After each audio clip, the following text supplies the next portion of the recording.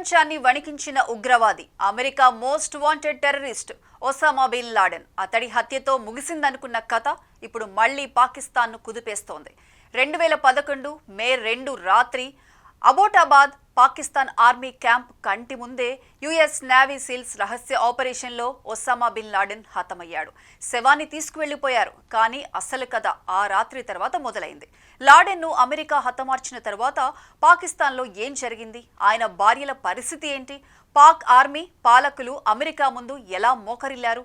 పాకిస్తాన్ను America ఆటబొమ్మగా మార్చేసి ఆడుకుందా? ఇప్పటి వరకు గుట్టుగా ఉన్న అనేక రహస్యాలన్నింటినీ ఒక్కొక్కటిగా బయటపెడుతోంది the Zardari presidency now it must be told పుస్తకం. అప్పటి పాకిస్తాన్ అధ్యక్షుడైన జర్దారీ సన్నిహితుడు రాసిన ఈ పుస్తకం పాక్ సైన్య అహంకారం, నేతల బలహీనత, అమెరికా ఒత్తిడి అన్నింటినీ రక్త కన్నీళ్లతో రాసిన చరిత్రలా బయటపెడుతోంది.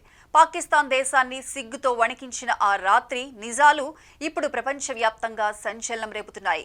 2001 సెప్టెంబర్ 11 దాడులు ప్రపంచ గమనాన్నే మార్చిన రోజు. అమెరికా చరిత్రలోనే అతిపెద్ద ఉగ్రవాద దాడి. ఆ దాడుల వెనుక mastermind Osama bin Laden.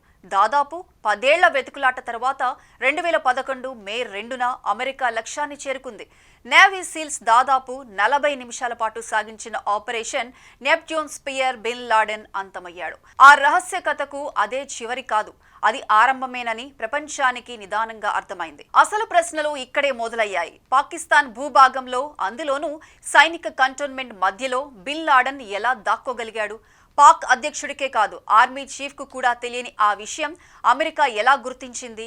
జాడ గుర్తించడమే కాదు, అమెరికా బలగాలు సీక్రెట్ గా వచ్చి ఆపరేషన్ చేసి వెళ్లిపోయాయి. శవాన్ని కూడా ఎవరికీ దొరకకుండా సముద్రంలో గుర్తు తెలియని ప్రదేశంలో బలమైన సంకెళ్లతో బంధించి ఖననం చేసినట్లు అమెరికా ప్రకటించడంతో పాక్ సహా మొత్తం ప్రపంచమే ఆశ్చర్యపోయింది. లాడెన్ అంతం పాక్ జాతీయ రాజకీయాలను కుదిపేసింది. అధ్యక్షుడు జర్దారీ అందుబాటులో ఉన్న మంత్రులు, విదేశాంగ కార్యదర్శులు హాజరు కావాల్సిందిగా అత్యవసర సందేశం ఇచ్చారు. కాసేపటికే సమావేశం మొదలైంది. అధ్యక్షుడు జర్దారీ, అతని పక్కన విదేశాంగ మంత్రి హీనా రబ్బానీకర్, కార్యదర్శి సల్మాన్ బషీర్ తదితరులు ఆసీనులయ్యారు. అందరూ వచ్చే వరకు ఆగకుండా సమావేశం ఉద్దేశాన్ని అధ్యక్షుడు బయటపెట్టారు. హాజరైన వారితో పాక్ కింగ్ కర్తవ్యం ఏంటని చర్చ మొదలుపెట్టారు. పాకిస్తాన్ హై లెవెల్ అత్యవసర సమావేశంలో మంత్రులు, అధికారుల మధ్య ఆరోపణల వర్షం కురిసింది. పరస్పర విమర్శలతో చర్చ వేడెక్కింది. సైన్యం అహంకారపూరిత ధోరణితో వ్యవహరిస్తోందని నేతలు ఆర్మీపై వేలెత్తి చూపారు. అధ్యక్షుడు జర్దారీకి సైన్యం సహకరించలేదని నేతలు తేల్చేశారు. పాక్ ఇంటెలిజెన్స్ నిఘా పూర్తిగా విఫలమైందని లాడెన్ హతం ఘటనతో రుజువైంది. రహస్యంగా ఉండిపోయిన ఈ విషయాలన్నీ అప్పటి అధ్యక్షుడికి సహాయకుడు ఫర్హతుల్లా బాబర్ తన పుస్తకంలో బహిర్గతం చేశాడు. అది పాక్ దేశానికి జాతీయ అవమాన క్షణమని తేల్చేశాడు. ఇంకా షాకింగ్ ఫ్యాక్ట్ ఏంటంటే, లాడెన్ భార్యలను విచారించడానికి సిఐఏ బృందం నేరుగా అబోటాబాద్లోకి అడుగుపెట్టింది. అది కూడా పాక్ నుంచి ఎలాంటి అనుమతి లేకుండానే. అమెరికన్ ఏజెంట్లు స్వేచ్ఛగా తిరిగారు. పాకిస్తాన్ సార్వభౌమాధికారమే ప్రశ్నార్థకరమైంది. 2011 మే 2 రాత్రి ప్రపంచాన్ని వణికించిన లాడెన్ హతమయ్యాడు. కానీ ఆ రాత్రి తర్వాత కూడా పాకిస్తాన్ దేశం లోపల గాయాలు మానలేదు.